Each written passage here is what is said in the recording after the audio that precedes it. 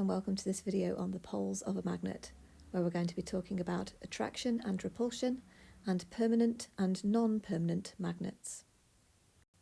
Magnetism is a force that acts over a distance. It can act on an object without touching it, and this makes magnetism a non-contact force. If you put two bar magnets together, unlike or different poles attract, so north and south will attract.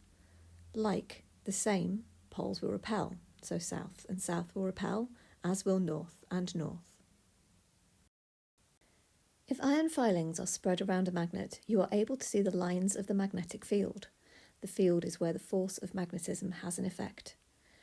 Where the lines are more densely packed, the field is stronger.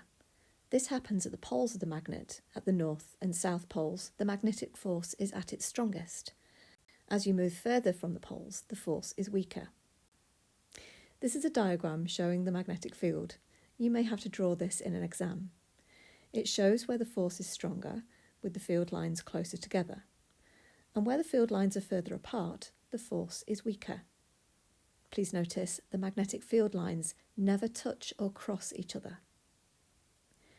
A magnet always has a north and south pole. If you cut a magnet in half, you'll have two magnets, both of which will have a north and a south pole.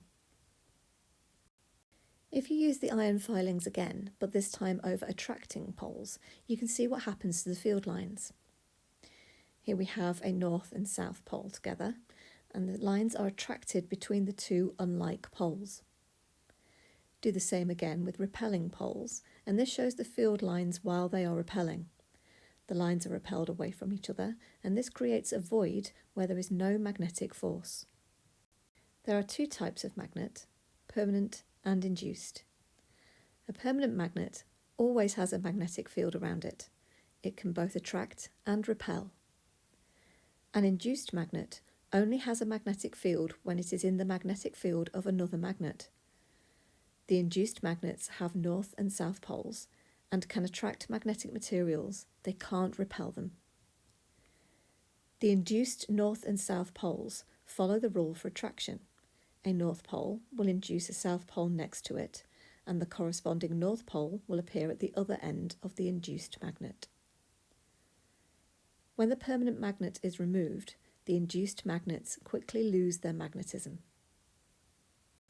To make a magnet, you need a permanent magnet and a magnetic material, for example, an iron nail or a steel paperclip. Take a permanent magnet and stroke it along the magnetic material. Move the magnet around in a large circle and stroke past the magnetic material again. Repeat this a lot. The more you repeat it, the stronger your magnet will become. And that's it for this video. Thank you very much for watching.